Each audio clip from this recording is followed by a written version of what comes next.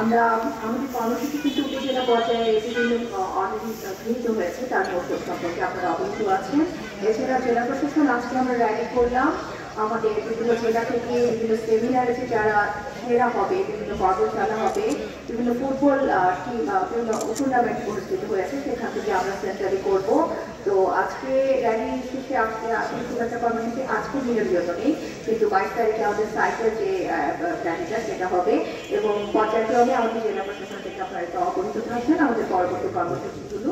এবং আজকে যেভাবে আপনারা সবাই মিলে স্বতঃস্ফূর্তভাবে অংশগ্রহণ করে আমাদের এই প্রোগ্রামটাকে অত্যন্ত সুন্দর করেছেন, একইভাবে আপনাদের সকলের প্রতি অনুরোধ থাকবে সামনের প্রোগ্রামগুলোতে আসলে আমাদের যুবকদের জন্যই, আমাদের তরুণদের জন্য আমাদের এই প্রোগ্রামগুলো, তাদের প্রতি আমার স্পেশাল অনুরোধ থাকবে তোমরা সবাই একদম আন্তরিকভাবে অংশগ্রহণ করবে। আমাদের পরিচ্ছন্নতা কর্মসূচি আছে, আমাদের ক্লিন সোসাইটি কর্মসূচি আছে, এছাড়া আমাদের যেটা বললাম বিভিন্ন ফুটবল, কাবাডি, ডিবেট, কুইজ, বিভিন্ন রকমের অ্যাক্টিভিটিস আছে।